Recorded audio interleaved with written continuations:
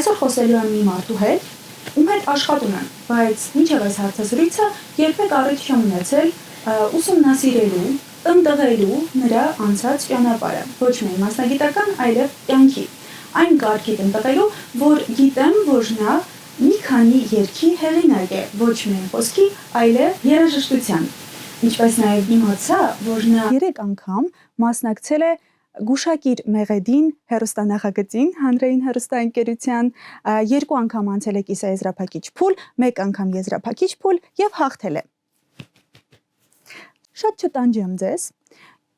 իմ հյուրն է, իմ առջև նստած է սցենարիստ, պրոդյուսեր, իմ Անդրանիկ խմբագիր Գոր Պետրոսյանը։ Այս ես եմ Անդրանիկը։ Բարև Անդրանիկ ջան։ Ողջույն Լիլիթ։ Նախազգուշացնում եմ, որ հարցերս լինելու են շատ խառը, մի քանի մասնագիտությունների,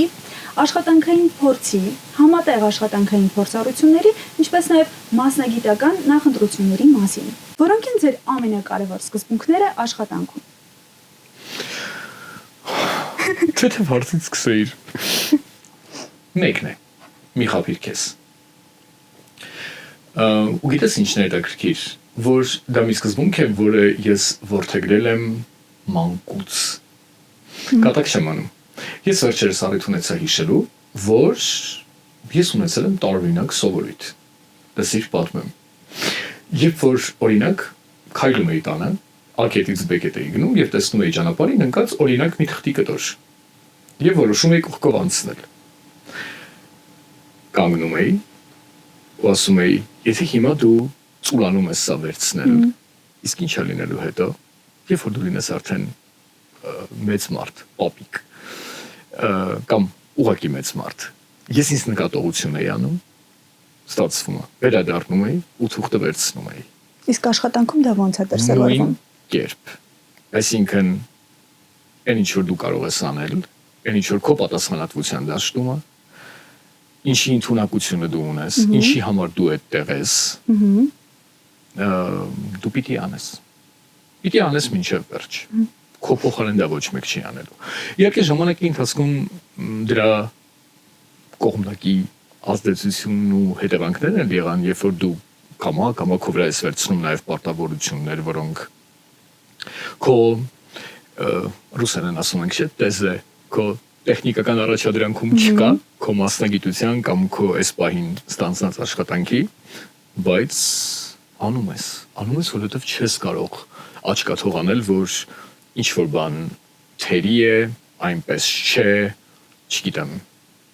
մանրուքներին պետք է ուշադիր։ Ու գիտես իսկապես, ես կարծում եմ, որ մեկից մյուսը բխում է։ Մեր աշխատանքում չկան անկարևոր բաներ։ Ու ինձ թվում է ընդհանրապես յուրաքանչյուր մասնագիտության մեջ հաջողությունը բաղկացած է շատ մանր դետալներից։ Եվ եթե դու որոշում ես, որ այս մի դետալը այսօր հարկավոր չէ կամ պակաս կարևոր է, մեծ վտանգ կա, որ դա կվերածվի սովորույթի։ Եվ դու կամաց կսկսես չնկատել։ Այսօր բաց թողեցիր այս դետալը, վաղը այն դետալը եւ այլն։ Երբեմն դա վերածվում է ինչ-որ պարանոիկ մի բանի, միգուցե չափազանցնում եմ պարանոիդալ որևէ էֆեկտ չունի, բայց դա ինձ հետապնդում է։ Օրինակ, յուրաքանչյուր եթերաշրջանից առաջ փոխել սցենարի գրելու ձևը, ոճավորումը, թղթի, ֆայլի։ Դա ինձ պետքա, որ տեսողությունս աչքիս առջև նոր բան լինի։ Ինձ համար կարևոր է, որ էջը լինի համարակալված, որ վերնագիրը ու ենթավերնագրերը, խորագրերը ունենան կոնկրետ շրիֆտ, կոնկրետ չափ, bold կամ սովորական, որ կետերը լինեն, չգիտեմ, ոչ թե ABG, այլ 1, 2, 3, իսկ հաջորդ եթերաշրջանում ABG, ու այսպես, այսինքն, որովհետև երբ որ քո խոհանոցում թափթփված է, դա նույնը երևում է քո աշխատանքի մեջ։ Հետևաբար ես սկսում եմ այն կետից, որի մեկնարկը տրվել է մանկության տարիներին։ Աչքաթող մի արա գետնին ընկած թուղթը, գնա վերցրու տարվիր իր տեղը կամ թափիր, եթե պիտի թափես։ Նույնը աշխատանքի մեջ։ Նույնն էլ ինձ ամեն ինչ պիտի ունենա իր տեղը, իր դիրքը, իր դնելու ձևը, որովհետև այդ մանր ու առաջին հայացքից անկարևոր թվացող բաներից է բաղկացած ամբողջական պատկերը եւ հաջողությունը։ Դե հիմա դու ասա։ Նույնն էլ ինձ մոտ է, օրինակ, շատ հասարակ երբ որ տեքստ եմ գրում, սցենար եմ գրում նյութի հետ կապ նյութի սցենարն եմ գրում, Google Doc-ում ես առանձին ինչ-որ թաբերով բաժանում եմ, օրինակ, հոգեբանի խոսքը,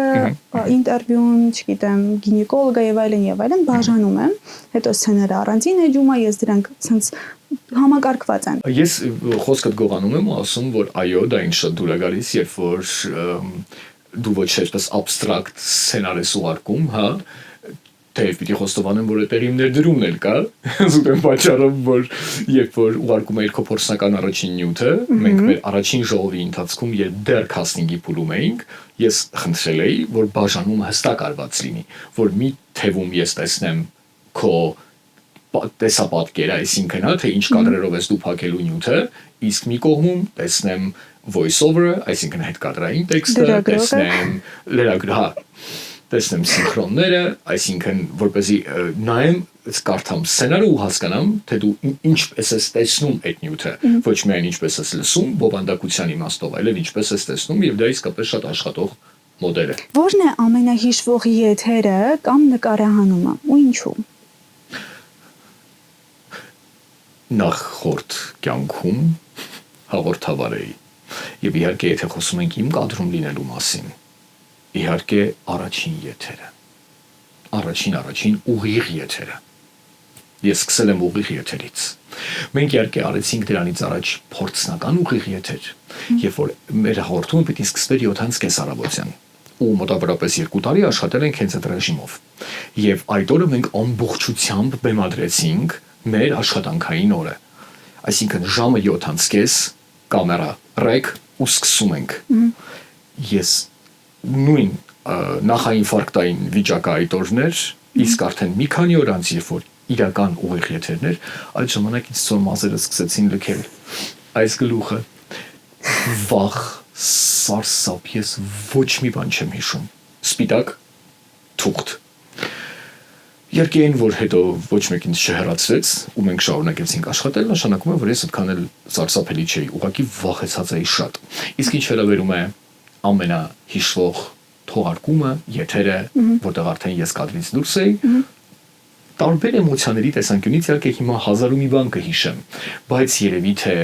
ամենամեծ հպարտությունը սպասիր ինձ հաղորդման տաղավարում էր, երբ առաջին անգամ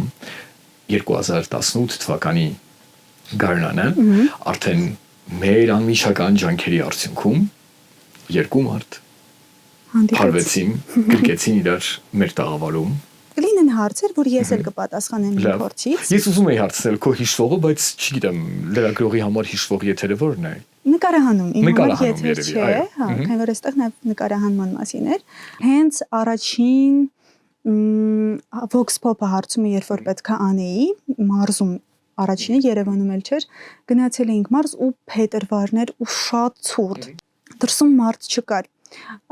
Ու մենք արդեն որոշեցինք մի քիչ ուրիշ ձևով փորձել մարդկանց գտնել, որ համել չսառենք, նստում էինք ավտոն, ու սենց ճանապարհով սենց գնում էինք, հենց մարդ էինք տեսնում, իջնում էի։ Հա, իրենք նստում են, ես իջնում էի, բարև ձեզ կարող պատասխանեք եւ այլն։ Ու տենց երևի նոր հաչնի ճանապարհին էինք, տենց գնում էինք, մեկ էլ մի հատ տենց կին տեսանք,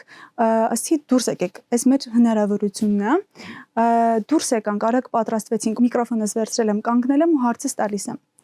Միֆ է թե իրականություն, որ կեսարյան հատումը նվազեցնում է կրծքով կերակրման հավանականությունը։ Այդ կինը սենց զարմացած նայեց դեմքիս սենց էր, ինչ, որ չէր հասկացել այդ հարցի բառերը չէր հասկացել անգամ։ Ուրեմն սկսենք, դու գիտեք ինչ է կեսարյան հատումը։ Այո, դու գիտեք ինչ է կրծքով կերակրումը, հիմա գումարեք իրար։ Տնտորները բացատրենք։ Ձերքերով։ Մի խոսքով օպերատորն ու տեխնիկը այնտեղ զգում եմ, որ իրենց ներսում չեն կարողանում զսպեն ծիծաղը, ու ես էլ չեմ կարողանում զսպեմ, բայց քաղաքավարությունից ելնելով ասեցի, լավ, շնորհակալ եմ, տենց քորոփոշման գնացինք, իհարկե ուրիշ տեղ ու փորձեցինք ուրիշ մարդկանց։ Դու արդեն ունես կայուն համոզմունք, որ լրագրողի դժոխքն է Vox Pop անելը։ Այո։ Ես արտում եմ։ Այսինքն փառք Աստծո, ես շատ երկար տարիներ դրա կարիքը չունեմ։ Ես անձամբ չեմ անում դա, բայց ես հիշում եմ այդ տարիները, երբ սկսում էի եւ մեզ ուղարկում էին առիթ հարցումներ անելու, Vox Pop անելու, եւ իսկապես դա անտանելի բաններ, երբ որ տեսնում ես որ մարդիկ փողոցներ անցնում, փախնում են, շրջանցում են քեզ։ Ու ամենահավորը, որ արհամարում են, բանի տեղ չեն դնում, ու երբեմն զարմանում եմ ինչի ընդհանրապես թեկուզ բարելին չեն պատը, բայց լավ, շատ չխորանել, հա։ Այո։ Քանի որ երկար տարիներ է, ինչ տարբեր հաղորդումների համար սցենարներ ես գրում, արդյոք ձևավորվել է ինչ որ ռիտուալ հենց այդ սցենարները գրելուն նախապատրաստվելիս կամ ընթացքում։ Ռիտուալ կան նախապայմաններ, կատարյալ լռություն։ Ես մելոման եմ, բայց նույնիսկ ես ցածրագույն միացրած լինի որևէ երաժշտություն կամ մեկը կողքից խոսի, ես հրվից լսեմ ինչ-որ մի ալար աղմուկ չեմ գրելու։ Ինձ պետք է բացարձակ լռություն։ Սկզբում դրա պատճառով ես դեռ սովորություն ունեի աշխատանքը տուն տանելու եւ երբ որ բոլորը քնում էին, նոր ես սկսում էի գրել ու այդպես կարող էի մինչև լույս գրել։ Հետո դադարեցրեցի այդ սովորությունը ու փորձեցի բալանսավորել այնպես, որ աշխատում ենք միայն աշխատավայրում։ Բայց էլի, եթե դա կաբինետ էր, որտեղ ինձանից բացի կարելի մարդ, ուրեմն ժամը 6-ից 7-ից հետո էր սկսվում բուն սցենարական աշխատանքը։ Բայց ոչ ռիտուալ, իհարկե որոշակի ոգեշնչում եւ որոշակի նախապատրաստական աշխատանք ինֆորմացվելու տեսանկյունից հիմա դա ինձ շատ է օգնում։ Մանավանդ երբ նույն հաղորդման համար տևական ժամանակ գրում ես սցենար, չկրկնվելը բարդ է բավականին։ Երբ որ մանավանդ ձեռքերդ արդեն ձգվում են, հա դու գիտես ինչպես սկսես որ հեշտ ու արագ վերջացնես։ Ես հնարավորինս դժվարացնում եմ ճանապարհը, որովհետև միայն այդ ճանապարհով կարող եմ ինքս ինձ կրկնել։ Եվ հետեւաբար օրինակ, ես գիտեմ, որ այս եթերաշրջանի համար պիտի գրվի 13 սցենար։ Ես սկսում եմ ոչ թե մի անգամից գրել սցենարները, այլ որոշակի եւ տեղեկատվական, եւ ոգեշնչման տեսանկյունից տարբեր տեսակի էսքիզներ անել։ Ու այդպես ամեն սցենար ունենում է իր կեղտոտ տարբերակը, դա նույնիսկ սցենարը չէ անվանի, պարզապես որտեղից ինչ գտել եմ, ուղղակի դրել եմ այդտեղ, որպեսզի հետո երբ սկսեմ աշխատել, օգտվեմ դրանցից, բայց էլի կարևոր մի բան, մի տեսակ ռանդոմ գործող ոգեշնչում, մի բան, որը սկսում է արդեն աշխատել քեզանից անկախ, շատ կարդալ, շատ լսել, շատ դիտել։ Եվ դու հնարավորինս ընդլայնում ես քո աշխարհայացքը գեղարվեստական գրականությամբ, կինոյով, օպերային ներկայացումներով, դասական երաժշտությամբ եւ ոչ միայն դասական, բայց ես հիմա իմ նախասիրությունների շրջանակում եմ խոսում։ Ոգեշնչող մարդկանց հետաքրքիր պերսոնաժների հարցազրույցներով, քաղաքականությունից մինչև արվեստ ու մշակույթ, դու ստանում ես որոշակի ֆոնային վիճակ, երբ որ օրգանիզմդ կարծես սպասում է երբ կասես start։ Ու հետո դրանք սկսում են անկախ քեզանից ավտոմատ գալ աշխատել, ու դու չես նկատում թե ինչպես գրեցիր, որտեղից եկավ այդ գաղափարը։ Եղել է դեպք, երբ օրինակ հաղորդման հերոսը կամ հյուրը վերջին պահին հրաժարվել է գալ նկարահանմանը։ Իհարկե։ Ու ինչ է կարել, ոնց է դրա այդ իրավիճակից դուրս եկել որպես պրոդյուսեր։ Գիտես, կարևոր նրբություն կա։ Ես միշտ էլի փորձի արդյունք հետևանք է հաստատ եթե ես նորեկ լինեի ու նման դեպք ինձ հետ պատահեր, ես խոճապահար էի լինելու։ Բայց դու ընդունում ես հաղի կանոնները, որ կան ուշացող հյուրեր, կան չկանխատեսված իրավիճակներ, մարդը ճանապարհին դեպք է պատահել կամ հազար ու մի բան, եւ կամ պարզապես անպատասխանատու մարդիկ։ Գանք վերջից, դու անպատասխանատուի հետ 1-2 խնդիր ես ունեցել ու ասում ես, որ նա իմ պերսոնալ սեփ ցուցակում է այս մարդուն այլևս ոչ միտեղ չհրավիրել, համենայն դեպս այնտեղ, որտեղ որ ես եմ աշխատում։ Իսկ մնացած բոլոր իրավիճակներում պարզապես պահպանել հանգստությունը եւ հրվել այն կետից, որ չկա անլուծելի իրավիճակ, չկա անլուծելի իրավիճակ։ Երբ առաջին անգամ ուղիղ եթերում ունեցա միջադեպ, երբ անոնսված հյուրը տեսահոլովակի պրեմիերայով չկա, ամբողջ նկարանող խումբը թողարկիչ ռեժիսորից տագնապ, ինչ պիտի անենք, դա 20-25 րոպեանոց մեծ կտոր է, ուղիղ եթերում հյուրը չկա, Ստացվեց այնպես, որ միջների ամենաամփորձն ու ամենաերիտասարդը լինելով ես, ըստ հանգիստ, տեսեք հիմա ինչ ենք անում։ Անում ենք սա։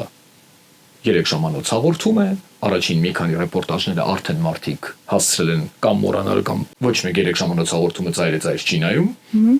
Ուրեմն որոշ բաներ կկրկնենք, հետո կանենք սա, կանենք նա եւ այլն։ Այսինքն լուծումը տեղում։ Ես հիմա չեմ կարող ունիվերսալ լուծում առաջարկել։ Յուրաքանչյուր նախագիծ կախված իր բովանդակությունից, կազմից, ուղիղ եթերում է թե տեսագրվող է, ունի իր արսենալը գործիքների։ Դու պիտի ժանգլերություն անես հենց այդ գործիքների շրջանակում։ Ժանգլերությունը արագ կազմակերպեցի, բայց նաև խնդրեցի ռեժիսորին, որ եթե արտիստը գա, չես բացում տաղավարի դուռը։ Այսինքն հիմա երբ որ մենք մտանք եթեր ու սկսեցինք այս պլանով աշխատել, նույնիսկ եթե առաջին բառից հետո նա մտավ շենք, հետ է ուղարկում։ Ու այդպես էլ եղավ։ Չգիտեմ քանի րոպե հետո, բայց նա եկել էր ու սկսվել էր իսկական սկանդալ։ Տաղավարի դռներից այն կողմ, որ ոնց թե ես եկել եմ եւ այլն, դու եկել ես քեշամ ուշացումով, դու եկել ես այսպես, դու եկել ես այնպես, մի խոսքով։ Այսինքն ու սա էլ կարևոր հանգամանք է։ Գիտես, մի տեսեք մեր ոլորտում հիմա չգիտեմ ինչպես, բայց նախկինում համենայն դեպս դա կար, այդ կուլտիվացնելու, հա, չափից դուրս մեծանելու մարդուն եւ այլն, ու ստայդում նաեւ հարմարվելու նրա գրաֆիկին, նրա ցանկություններին, նրա ուշանալուն։ Չկա տենց բան։ Սա աշխատանք է։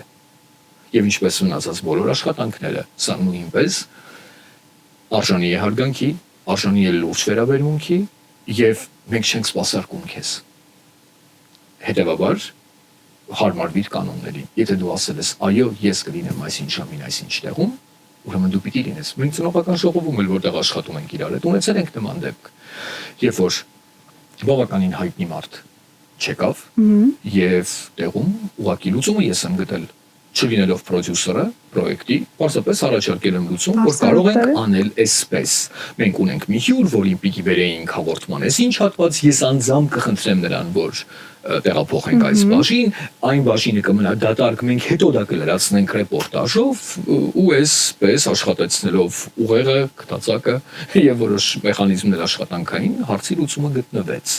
Բայց ամենակարևորը ինձ համար փոխանցել այդ մարդուն, եթե որևէ միջադեպ տեղի չի ունեցել, այլ պարզապես ամփոփության կամ չգիտեմ ինչով այսպես աստղայինի խնդիր է, հասցնել մեսիջը տեղ, որ եթե դու չեկար, աշխարհը փուլ չեկավ։ Դու փոխարինելի ես։ Եվ դրա համար էլ այստեղ կան մասնագետներ, որոնք քեզ 3 րոպեում հեշտության կփոխարինեն եւ հաջորդ անգամ ուղղակի չեն հրավիրի։ Դու տարբեր ժամանակներում նշել ես հեռուստատեսությունից դուրս գալու մասին։ Նաև հարցազրույցներից մեկում ասել ես, որ ինչքան էլ ես որոշեցի ոլորտի կտրուկ փոփոխություն անել, հեռուստատեսությունը ինձ ձգեց դեպի իրեն։ Բաց չի թողնում։ Որն է ձգող ուժը։ Ուզում ես հասկացիր։ Բաց չի թողնում եւ վերջ։ Եթե ես 2022 թվականին դուրս չեկա հեռուստատեսություն, այսինքն չլքեցի անվերադարձ, ինձ թվում է ես էլ երբեք դա չեմ անի։ Որովհետեւ 2022-ին ստեղծվեց մի իրավիճակ, երբ որ ես պրոդյուսեր եմ սպասիր ինձում, իսկ դա աշխատանք էր, որը խլում էր առյուծի բաժինը կյանքիս։ Աշխատանքի անցա նորաստեղծ production-ում, այնտեղ կրքեր ամեն օր նոր պլաններ, անընդհատ ինչ-որ ակտիվ մարզական վիճակ, գրել, ջնջել, փորձել, նկարել եւ այլն, աշխատանքս ՄԱԿ-ի մանկական հիմնադրամում ու կողքից ոնց էլ չլինի ժամանակի ընթացքում բնականաբար չէ, մենք այսպես արմատներ են գցում տարբեր ոլորտներ, որովհետև մեդիա պրոդուկտ ստեղծող մարդիկ շատ ունիվերսալ մարդիկ են։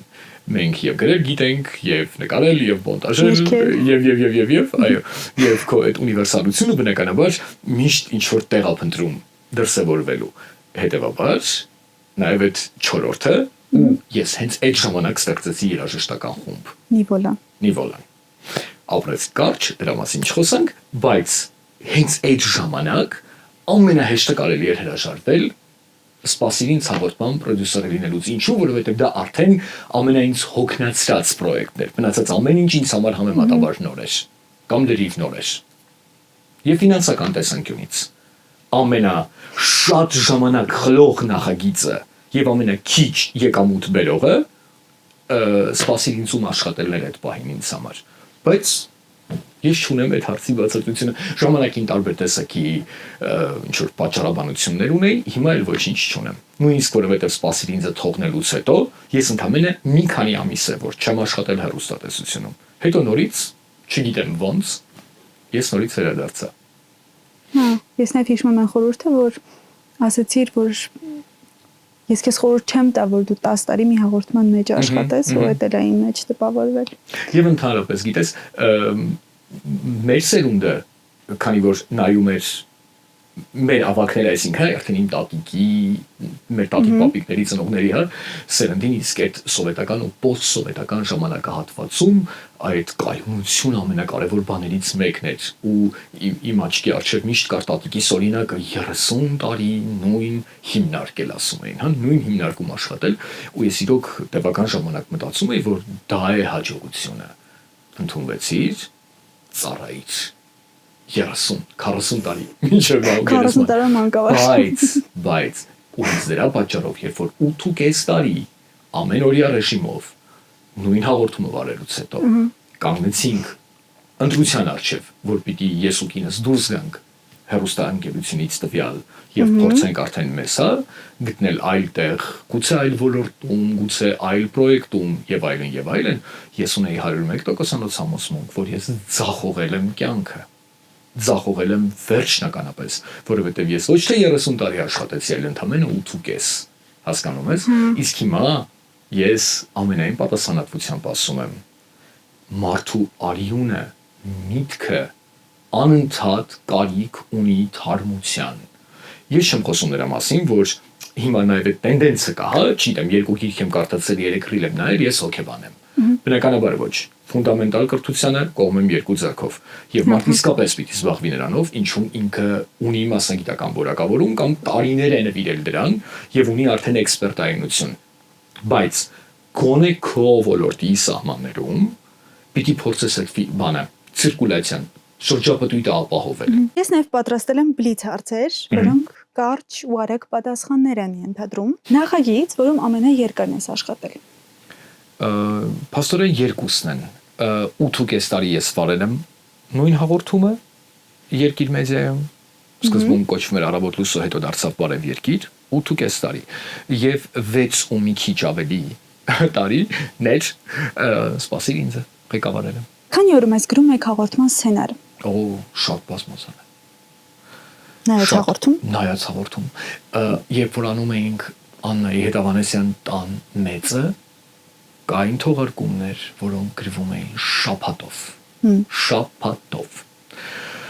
որովհետև այնպիսի նախնական հարցազրույցներ էինք անում, pre-interview կոչվածը, մեր research-ը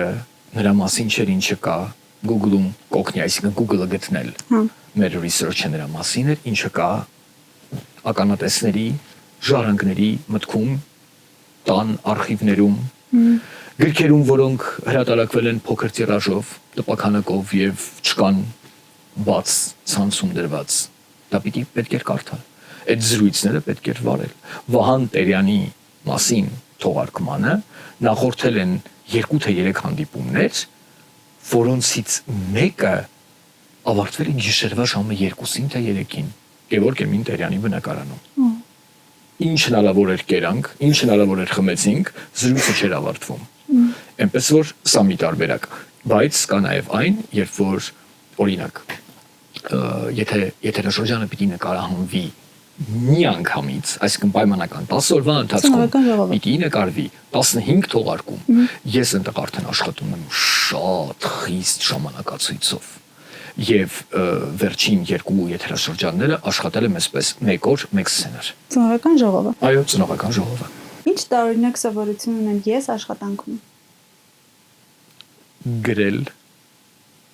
էլեկտրոնային փոստով գիշերվա ժամը 4-ին,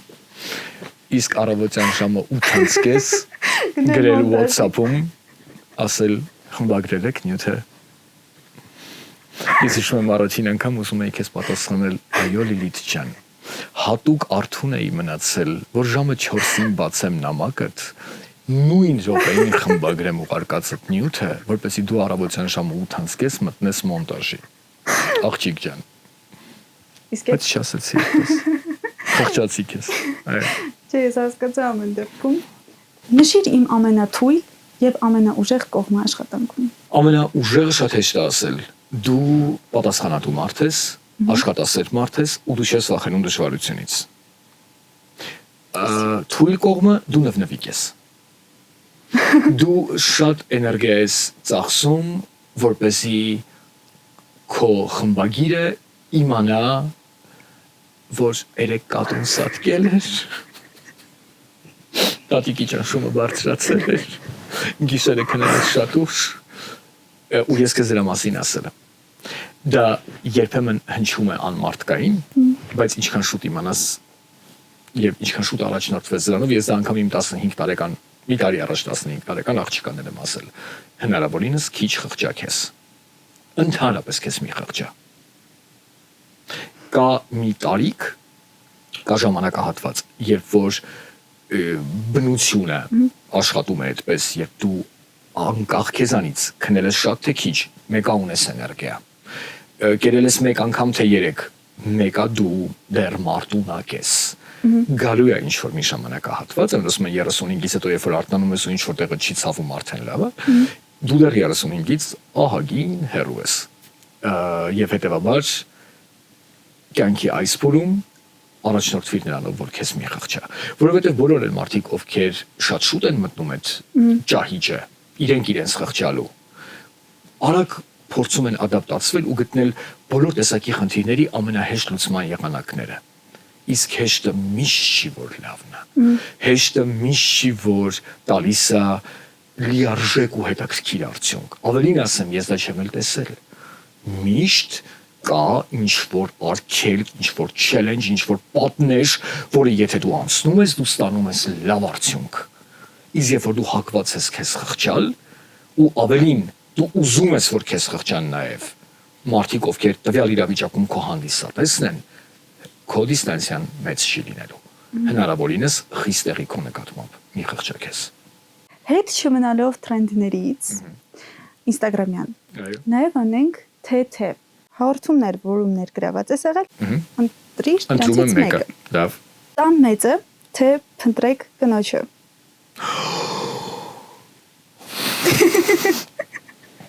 Դաշան ընտրությունը։ Մենք կոնտեքստ պիտի տանք ու ասենք, որ փնտրեք կնոջը երևի մենակ դու գիտես։ Որովհետև դա երկիր մեդիայում էր, դա այսպես այն ժամանակներ էին, երբ որ ոչ սոցցանցեր առանձնապես կային եւ ոչ էլ ինչ-որ YouTube-ներում դրանք տեղադրվում էին, եւ ես ու այն ժամանակ դեռ չեկինս որոշել էինք, որ ամբիցիոզ մի բան պիտի անենք, այնքան խագեինք նման ամբիցիոզ բան անելու համար, բայց ռիսկի գնացինք, նույնիսկ 20-21-22 տարեկանում հələ շատ ամուր ողնաշար չունենալով առավոտյան ծրագրում կամ որևէ մի ձևաչափում մենք ես հասցրել էի արդեն ինչ-որ ուրիշ բաներ փորձել։ Իդեպ փորձել նաև աշխատել ամսագրերում, ռադիոյում եւ նաև հեռուստատեսությունում սահմանել նշածող, գիտես, կա տարիք, երբ որ մեզ մեր սխալները ներվում են, որովհետև երբ եթե ոչ ջահել ժամանակ։ Ես փորձ չունեի, ես չգիտեի դրա համար արել եմ այնպես, ինչպես որ արել եմ։ Այսօր կանեմ ուրիշ կերպ։ Եվ հետեւաբար եթե ընտրում ենք փնտրեք կնոջը, թե ինչ։ Տան մեծը։ Թե տան մեծը, ապա եթե համարձակություն գլխիցդ վեր թռնելու փնտրեք կնոջը, բայց եթե աշխատանք, հոգու մտքին վայելք աշխատանք, երբ որ դու համում ես մինչև վերջ ու լցնում ես հոգիդ այդ գործով, տան մեծը։ Հիմա պետքա մեկը վերցնեմ, որ համեմատեմ մյուսի հետ, որը վերցնեմ։ Չեմ ուզում շատ հեռու գնամ նոստալգիայի գիրկը չընկնեմ, չեմ սիրում Երանի տալ անցած օրերին, թե երկուսն էլ անցածից են։ Մեկը շատ անցածից է։ Ուրեմն ավելի քիչ անցածը։ Տան մեծ։ Okay։ Տան մեծը թե մեկ պատուհան։ տան մեծը Աստված հերուբայի, ինչ մեկ պատուհան, այլևս երբեք օրենք, իրավաբանություն։ Տան մեծը թե թիրախ։